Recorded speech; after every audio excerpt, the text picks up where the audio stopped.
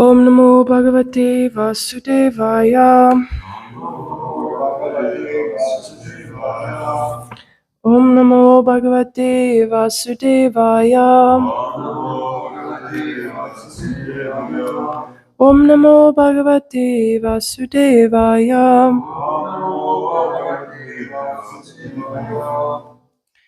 We are reading from the 9th canto, chapter 5, verse 7 today.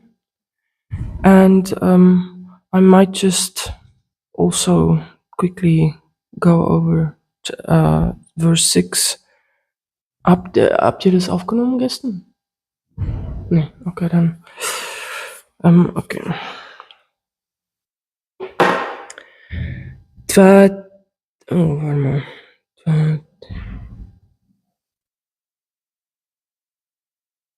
Tvate jasa dharmamayena samritam.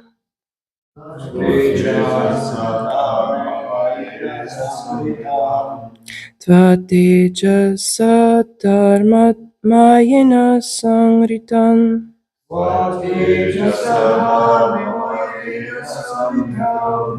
Dhamma prakashas sadrisho mahatmanam.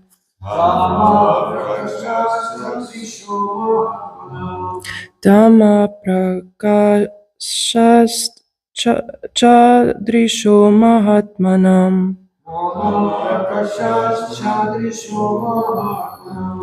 Duratyayaste mahima kirampate.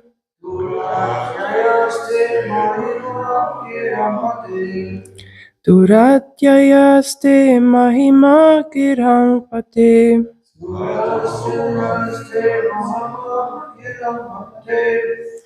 Tvatrupam sat asat paravaram.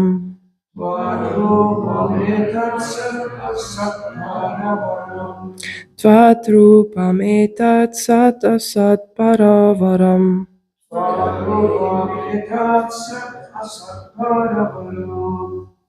Okay, someone? Tvatejasa dharmamayena samharitam. Tvatejasa dharmamayena samharitam. Dhamma prakasya sastradrisho mahamatmanam.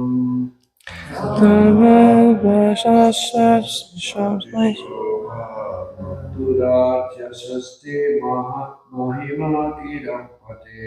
Duratyayaste mahima kirampate. Padrupam etat sat asat paravaram. Utpam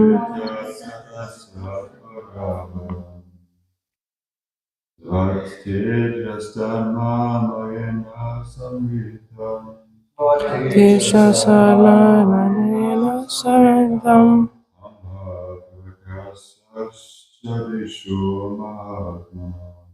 Mahatmana samsam.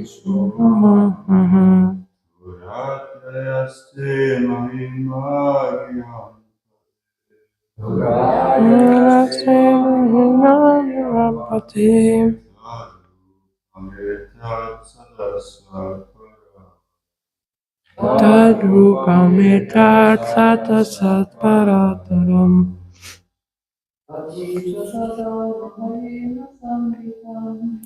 Tadrupam samritam. Tamal sasasam.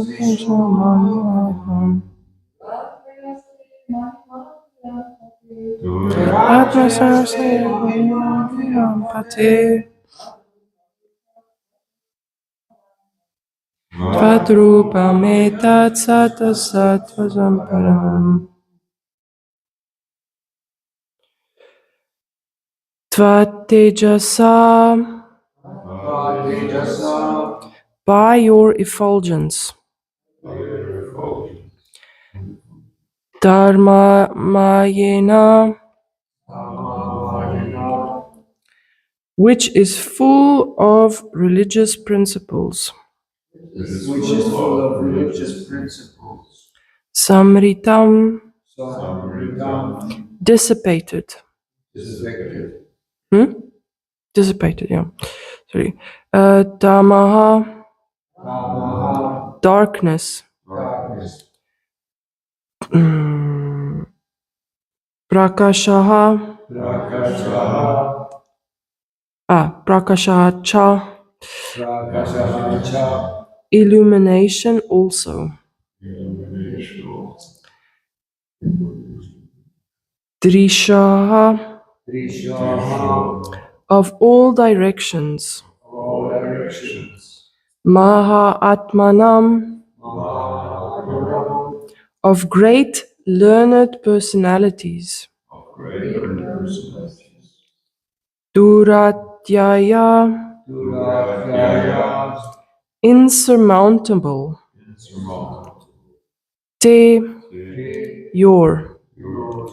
Mahima, glories. Girampate, O master of speech. Tvatrupam, your manifestation. Etat, this. Sat asat, manifested and unmanifested. Para avaram, superior and inferior.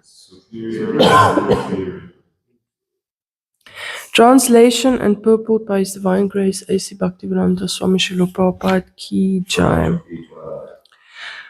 O Master of Speech, by your effulgence full of religious principles, the darkness of the world is dissipated, and the knowledge of learned persons or great souls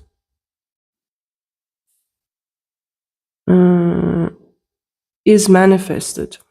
Indeed, no one can surpass your effulgence, for all things manifested and unmanifested, gross and subtle, superior and inferior, are but various forms of you that are manifested by your effulgence.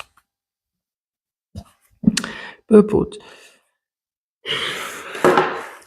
Without illumination, nothing can be seen, especially in the material world. The illumination in this world emanates from the effulgence of the Sudarshan, the original vision of the Supreme Personality of Godhead. The illuminating principles of the sun, the moon, and fire emanate from Sudarshan. Similarly, illumination by knowledge also comes from Sudarshan, because with the illumination of Sudarshan, one can distinguish one thing from another, the superior from the inferior. Generally, people accept a powerful yogi like Durvasa Muni as wonderfully superior, but if such a person is chased by the Sudarshan chakra, we can see his real identity and understand how inferior he is because of his dealings with devotees.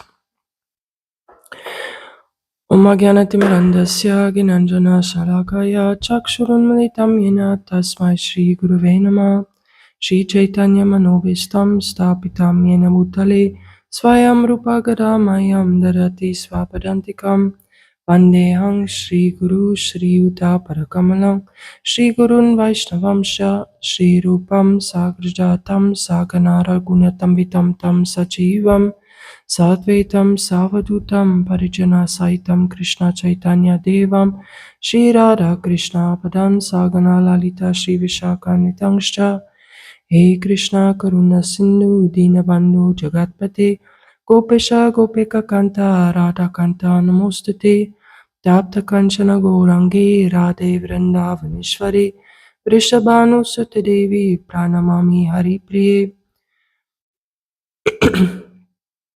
Habe ich schon Tapta Kanchana? Habe ich. Panchakalpatarubhyascha kripa sindhu bhevacha patitanam pavanubhyo vaishnavabhyo namo namah. Jai Shri Krishna Chaitanya Prabhu Nityananda Shri Advaita Gadadhara Srivasari Gaura Bhakta Vrindam. Hare Krishna Krishna Krishna Hare Hare Hare Rama Rama Rama Hare Hare. Sorry for that short circuit. I've been sick for 3 days, so my brain is still warming up again. Okay, so now we are in a new chapter. The previous chapter was the whole Durvas, so Ambarish Maharaj offended by Durvasa Muni, and Durvasa Muni is fighting for his life because the Sudarshan Chakra wants to chop him to pieces. And he went to Vishnu, and Vishnu said, I can't help you, you have to go to Ambarish Maharaj. And then Ambarish Maharaj, he went to Ambarish Maharaj, and Ambarish Maharaj immediately is like, oh, no. Please, don't ask me, don't, whatever. And then Ambarish Maharaj was, he didn't want, because he's so humble, Ambarish Maharaj, he didn't want Durvasa Muni to fall at his feet and touch his feet and pray for forgiveness. He's like, oh, no, that's not good. And so he immediately prayed wonderful prayers to the Sudarshan Chakra, which I am ashamed to say that I don't know by heart. And that's a shame because we have Sudarshan Chakra at home. But this is a wonderful piece of the Bhagavatam because now I get to think of, I get to know a little bit more about Sudarshan. So we are currently in the verse. So the first 4-5 verses were prayers to Sudarshan, and then chapter. It's still prayers, and just because it wasn't broadcasted yesterday, I'm just going to read not chapter 6, verse 6. O Sudarshan, you have a very auspicious hub, and therefore you are the upholder of all religion. You are just like an inauspicious comet for the irreligious demons. Indeed, you are the maintainer of the three worlds. You are full of transcendental effulgence. You are as quick as the mind, and you are able to work wonders. I can simply utter the word Namaha, offering all obeisances unto you. So verse 7 again. O master of speech, by your effulgence, full of religious principles, the darkness of the world is dissipated, and the knowledge of learned persons or great souls is manifested. Indeed, no one can surpass your effulgence, for all things, manifested and unmanifested, gross and subtle, superior and inferior, are but various forms of you that are manifested by your effulgence. So Sudarshan Chakra is the favorite weapon of the Lord, and therefore also worthy of our praise and glorification. And we see that he never goes anywhere without it. In Krishna Lila, he didn't have it when he was in Vrindavan, but he had it he had the Sudarshan Chakra when he was in Dwarka.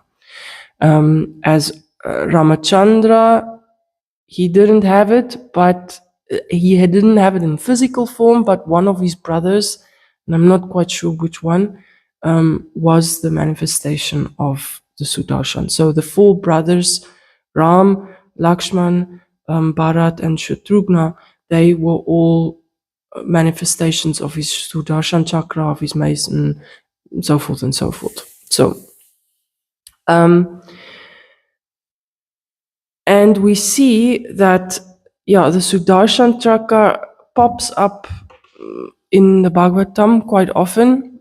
I heard a lecture of Indradyumna Maharaj where he said that during the pastime of Govardhan, Krishna had sent his Sudarshan chakra to spin. Like he said, just go spin on top of, like, across Govardhan. So that's how the rain stayed away. So Indra was trying to flood everyone, and Krishna said, just go do your thing, go spin, and he just chopped all the water away. So everybody, and the Govardhan and everybody, they all stayed dry because of Sudarshan. It's not, I don't think it's written in the Krishna book, but I've heard it in a lecture from bona fide sources. And we know that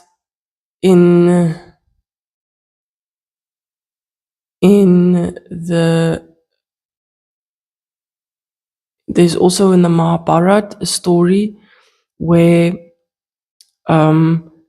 the fighting was going on for very long, and they couldn't win. So Krishna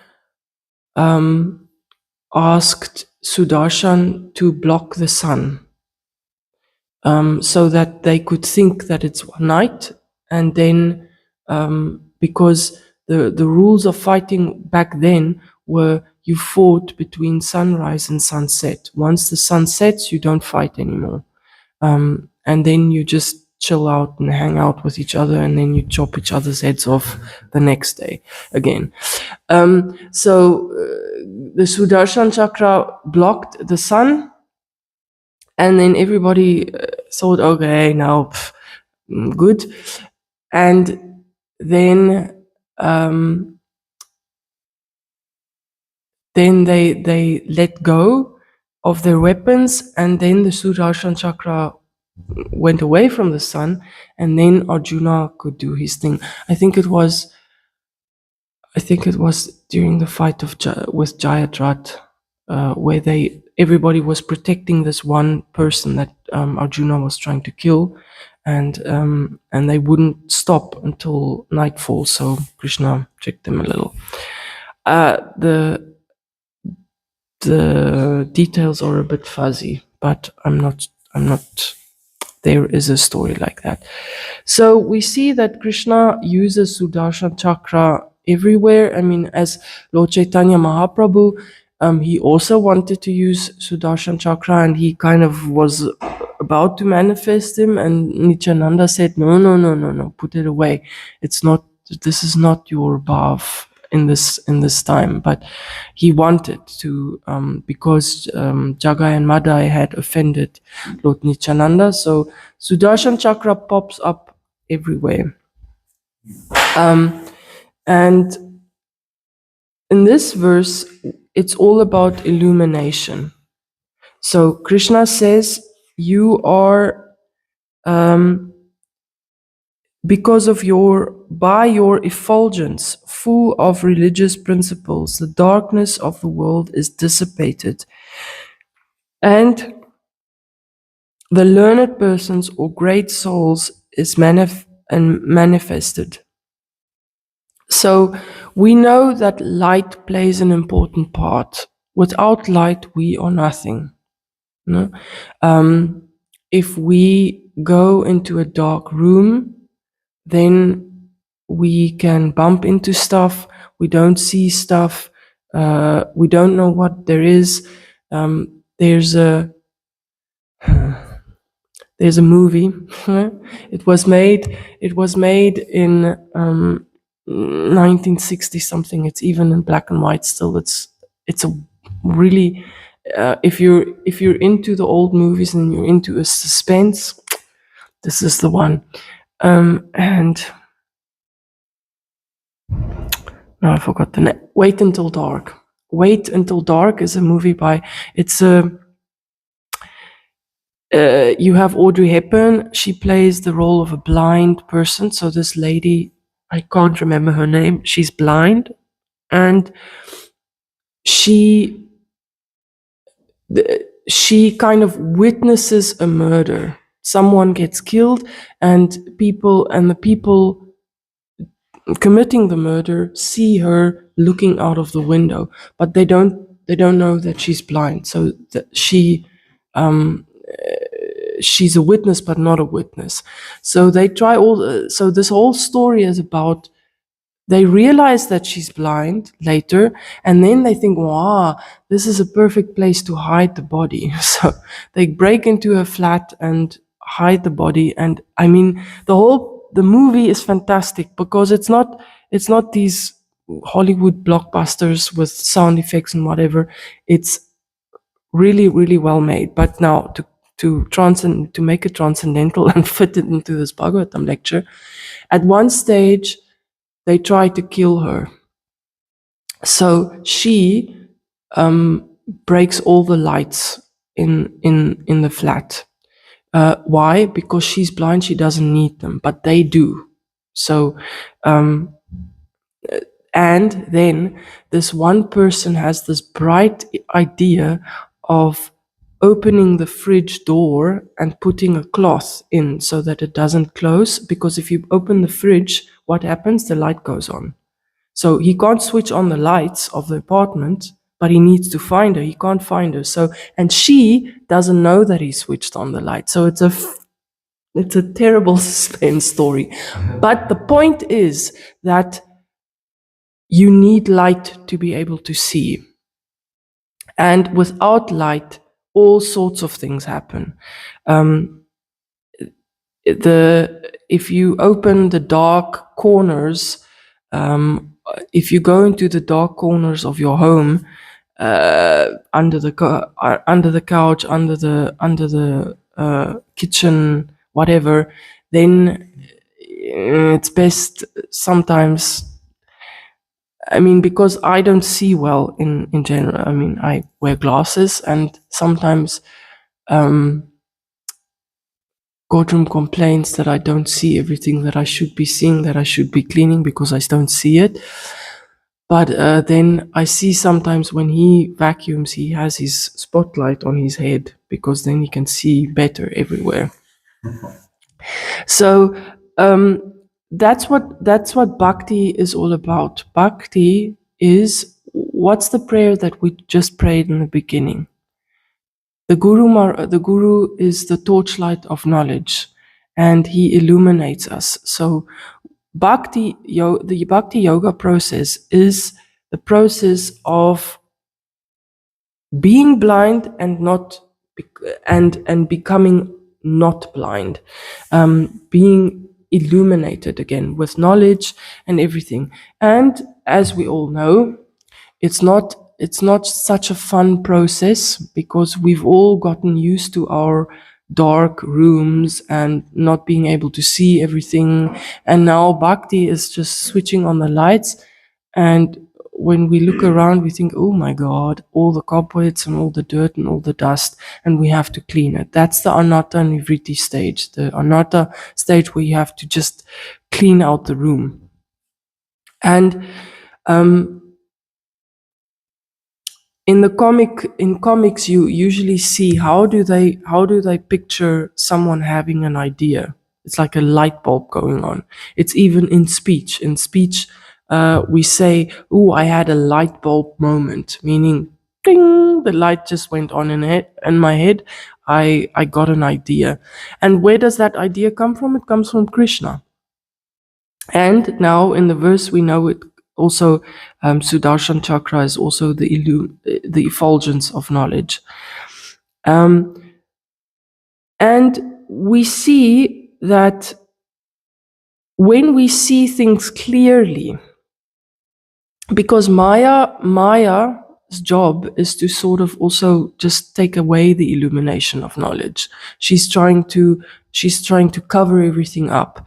So And she doesn't always cover it up with glamour. She doesn't always cover it up with darkness. She can also cover things up with glamour and all these big things. So we see that usually people think Durvasa Muni is such a great devotee because he has a lot of power, and he can give a lot of blessings, but he has a trigger like a hare. He can get angry like anything. So we know that he blessed Kunti Devi with the mantra with which she can call all the demigods, and that's how she got her sons. So that's a very good blessing. And there's also a story in where Durvasa Muni went to Vrindavan, and it was in a time where Radharani was quite young still. So she somehow cooked for him, and he was completely in bliss. And then he also gave her a blessing that she would always be able, that she would be the best cook in Vraj, and she would never have to repeat the recipe and things. So that blessing, I mean, yes, it's Radharani, she always had it, but that Leela is where it came from.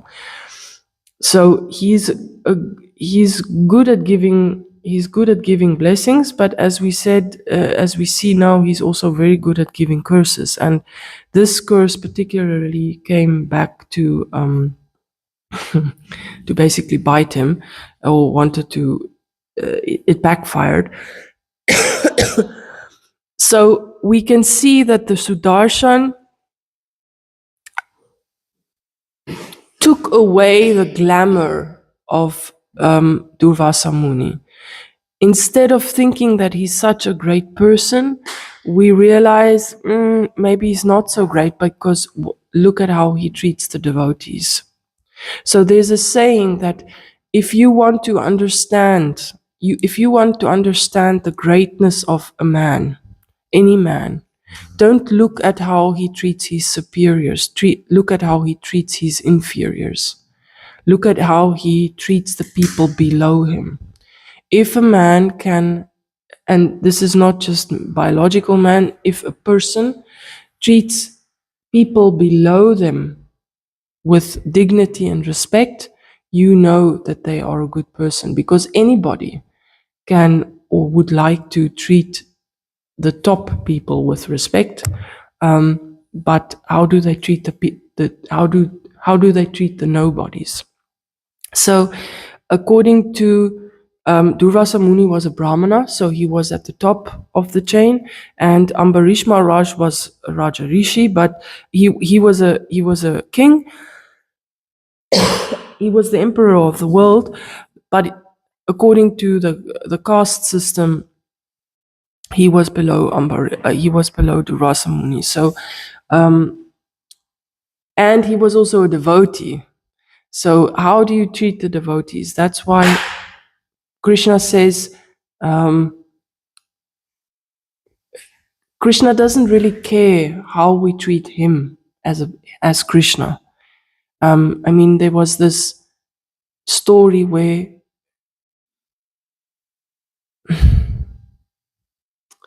I can't remember the person. Maybe someone knows. There was a person who wanted to know who is the greatest, Shiva, Brahma, or Vishnu. And then he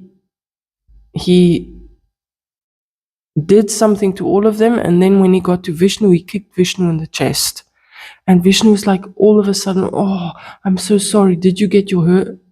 This was a Brahmana. Yeah, a Brahmana, but I can't remember the name. So, yeah, okay, I thought so, but I wasn't sure. Bhrigu Muni. Yeah, so the devotees are so compassionate that they don't even take offense when the offense is done to them. But the Lord help you if you offend other devotees.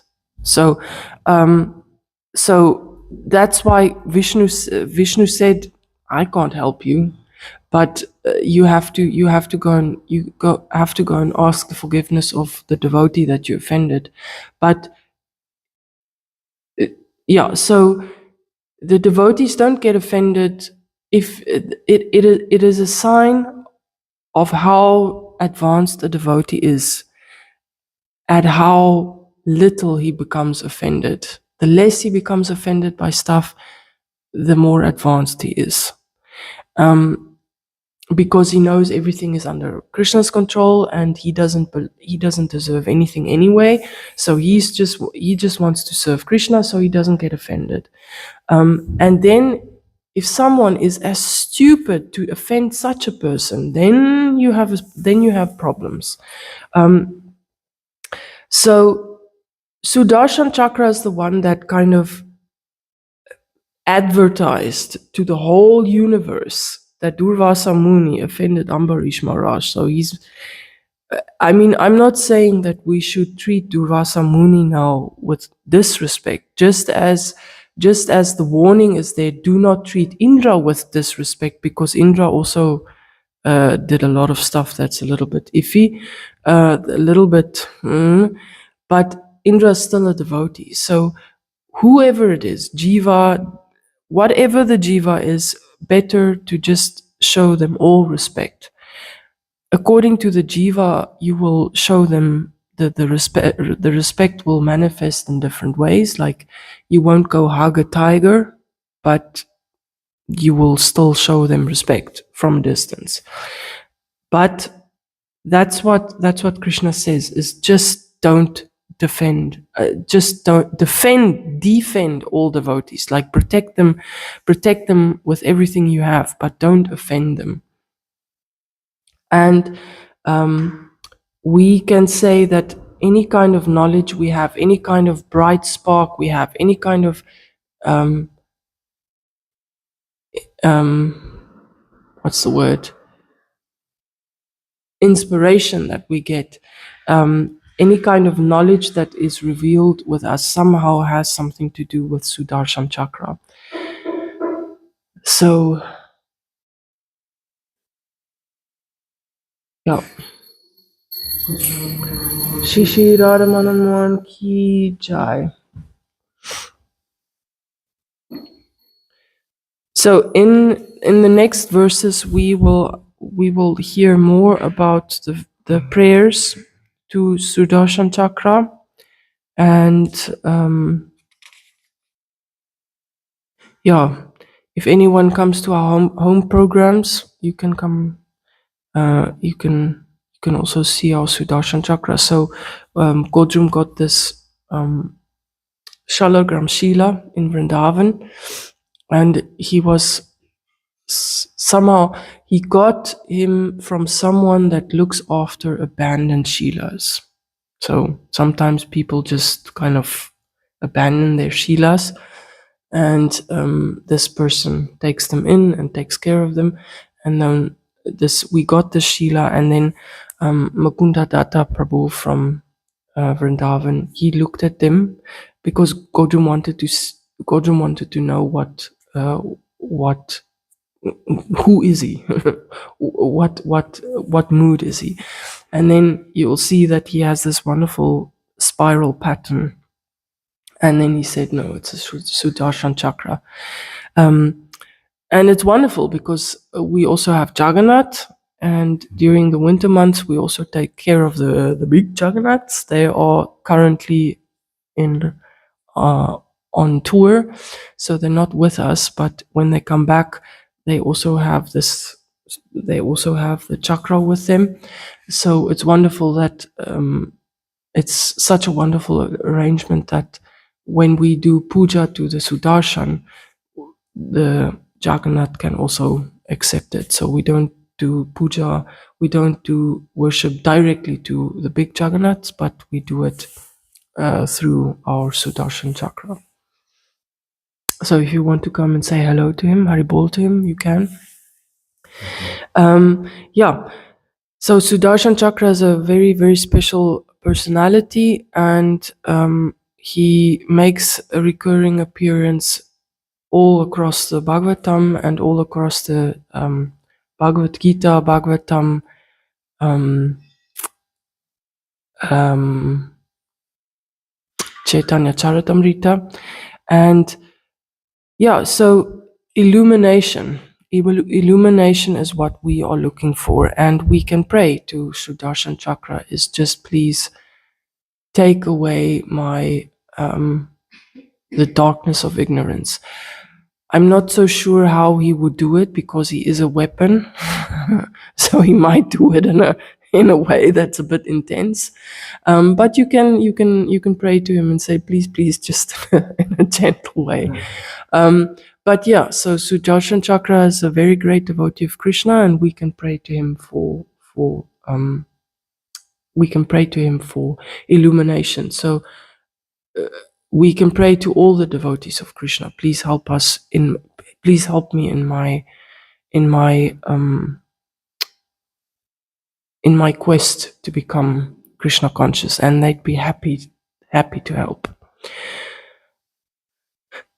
Thank you. That's all I want to say. Any thoughts? Any realizations? Any questions? Yes, Prabhu. So Sudarshan is more in the Aishwarya mood of Krishna. It's in the mood of on reference. Mm-hmm. And yeah, I would say normally in the line of Lord Chaitanya we are not so much in the mood of that. We're more in the Madhurya mood of Vrindavan. Mm-hmm. And how can we connect with something that is in that mood of on reference?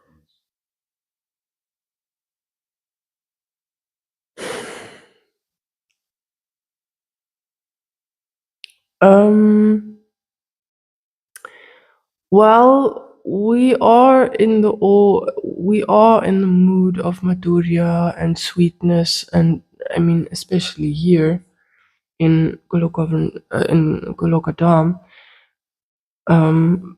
But you'll see that, I mean, who do we worship? We worship Krishna and Radharani. And who is Krishna and Radharani in Vrindavan? He's a cowherd boy.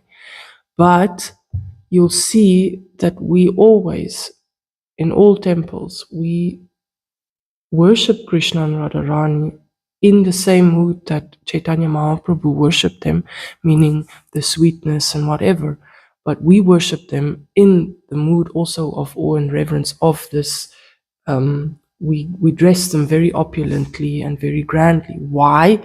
Because we are all rascals. We don't. We not immediately. We cannot immediately enter into the sweetness, into the sweet mood. So the awe and reverence is there to sort of protect us from not making too many offenses in the beginning until we can actually really enter into this mood of Vrindavan, because the mood of Vrindavan is the highest mood. But I mean, that's the mood of the gopis and the Madhurya Lila and whatever.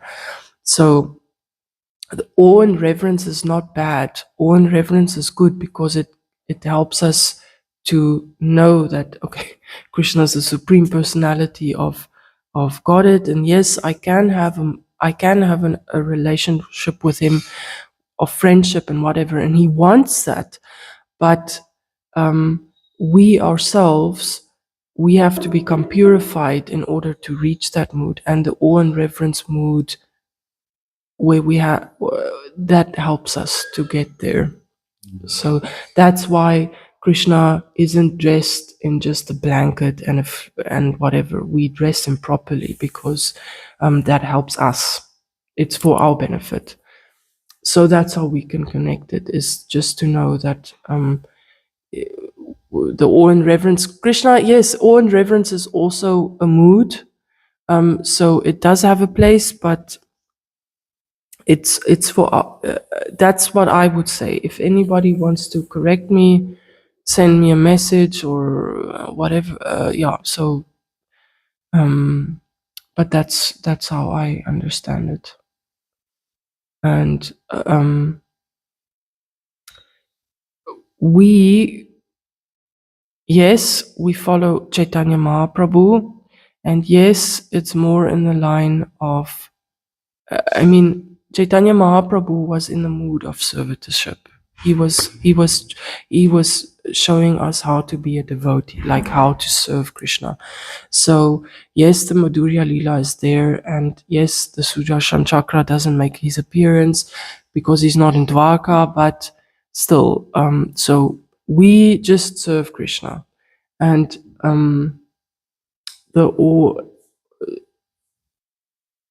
that's what we focus on. And whatever mood that is, that will become clearer as we become purer. Is that okay? Yeah, Sort of. Mahaprabhu also make this example for us. What? Like, The awe and reverence? I'm trying to remember something like that, where he's also worshipping like the Dwarka Krishna or some other form of Krishna. Do you remember any pastime of this?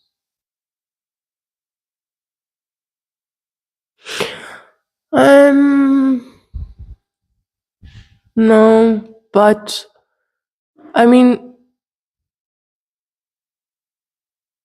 Lord Chaitanya, I think I'm not sure if so. I'm now not sure I understood correctly. So you say that Sudarshan Chakra is in the awe and reverence mood because he's part of Krishna and Dwarka. No, it's like every expansion of Krishna is in that all reference. Only Krishna is in the Madhurya. Only in Vrindavan there's no all reference. Outside of Vrindavan there's all. No, not really. Awe and reverence, yes. Okay, so I think you mean awe and reverence as in Vrindavan. In Vrindavan, the people don't think about Krishna as the Supreme Personality of Godhead. They just think of Krishna as Krishna. Yes, and outside of Vrindavan they all think of him as God. Yes, but you have to also understand that even though, like the Pandavas, they knew that Krishna was, so yes, they're in Dwarka. They're not in the Dwarka Leela, but they're in the Leela where Krishna plays the role of a king or a prince.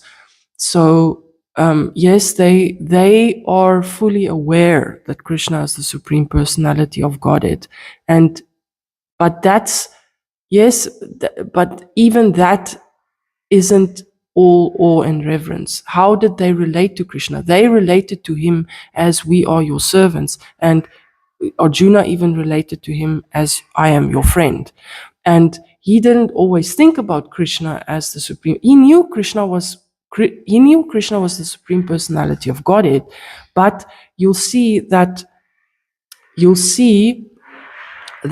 the Bhagavad Gita, where Krishna reveals his, not in the Bhagavad Gita, just before the Kurukshetra war breaks out, Krishna reveals to Arjuna his big form, and Arjuna is like, "Oh no, I ate from the same plate as Krishna, and I slept on the same bed as Krishna, and I sort of like." He was my chariot driver.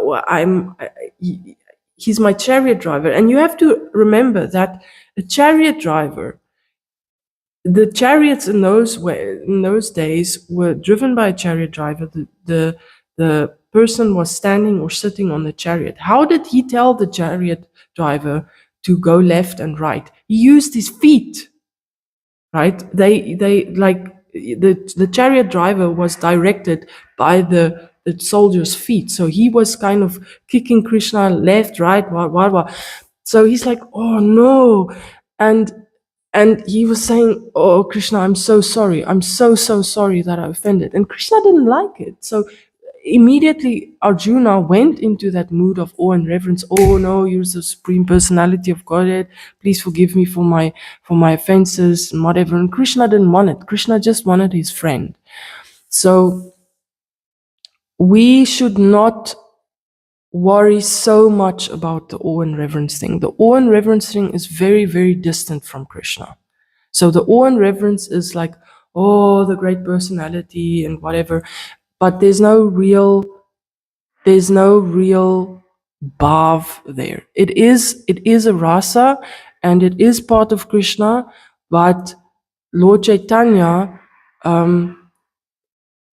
isn't showing us that one. He's showing us the mood of dasya. And yes, in dasya, you know that Krishna is the personality of Godhead. So you're not in Vrindavan where you forget it. You have to remember that Krishna is the personality of Godhead.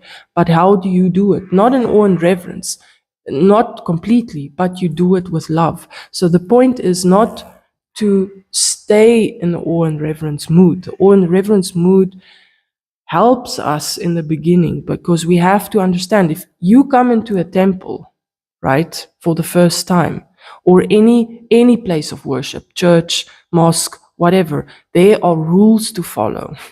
Why? Because you don't want to offend Krishna. And the rules and the awe and reverence helps us sort of just to to to not make offenses while we get to know Krishna. But Krishna doesn't want us to stay in awe and reverence. He wants the friendship. He wants the servitorship. He wants the Madhurya Lila. So that's what Chaitanya Mahaprabhu showed us. Is yes, he serves Jagannath. He bows down and he does everything he does, but in a mood of love. So I want to say, don't worry so much about the awe and reverence thing. And don't worry so much about the fact that the devotees forget. I hope that Krishna doesn't strike me with lightning now, but yes, we want to get to the highest mood, which is Madhurya Lila. But sometimes I think just ask Krishna to help you serve him in your mood, whichever mood that is. Because each and every one of us have a specific role to play and have a specific rasa with Krishna, and that's the thing that we want to wake up. Whether it is in the Madhurya Lila or in the Sakya Lila or whatever, it doesn't matter. Wherever you go, you want to serve Krishna and you want to love him. And love, again, means that the awe and reverence is a little bit on the back burner. So you can't really love someone fully if you are still in awe and reverence. Yes, the respect is there. The awe and reverence help us to maintain respect, but we have to go beyond that into a mood of love. And the love manifests in different ways. And Sudarshan Chakra is in the mood of servitorship. Sudarshan Chakra is not so much in awe and reverence. Yes, he's fantastic and he glows and he's effulgent, but remember, Sudarshan Chakra is in the mood of dasya. So he just loves Krishna and he serves Krishna. And how does he serve Krishna? He's a weapon, and he does what weapons do, and that's what we need to focus on. So I hope that's okay. I'm not sure how else I can answer that question. Anything else from anyone? Do you have any thoughts on that? For me, I mean, I'm not like that big scholar like you, and I'm not this big realized person. I'm only like no sugar, but for me, there is no contradictory because I understand the mood in the mood of Vrindavan So, but that's the whole Krishna conscious and the whole scriptures, the, the whole stories. There are so many things where also inside there is also this aspect of protection and like also Krishna likes to kill the demons and protect the devotees and so many stories like you said of the Susudarshan Chakra. There is a very nice sound.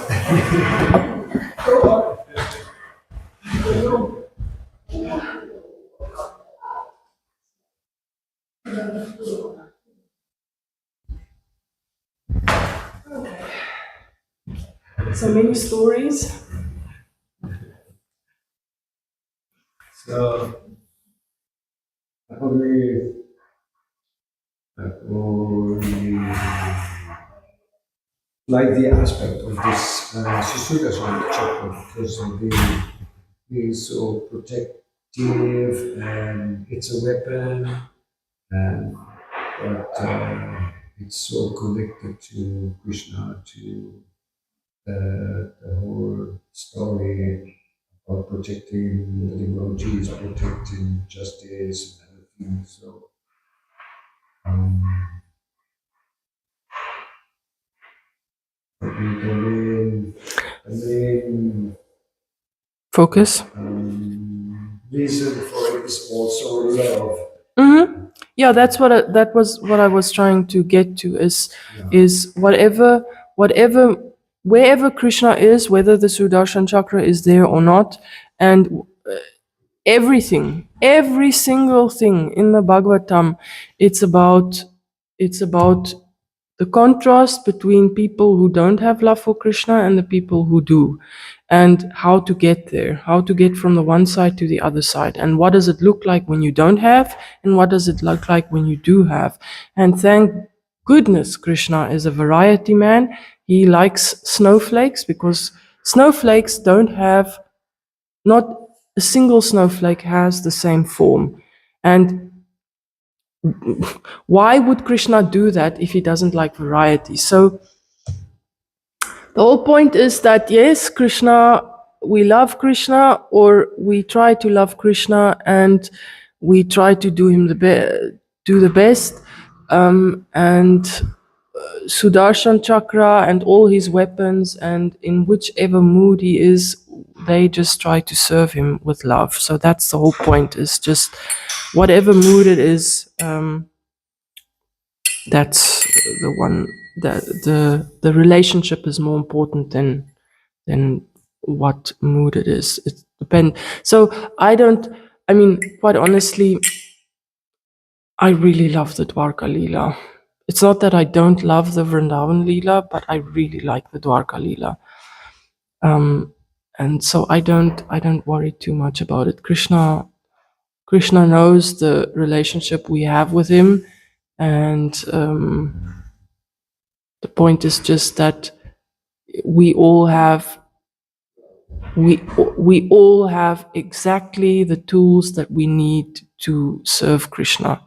And it's just a point of developing them and waking them up and remembering them and then just doing it. And Krishna likes what we give him because no one else can give him what we can give him. Each person has a specific thing, and that, I think, is what we should remember. Okay, Sven, I hope that's okay.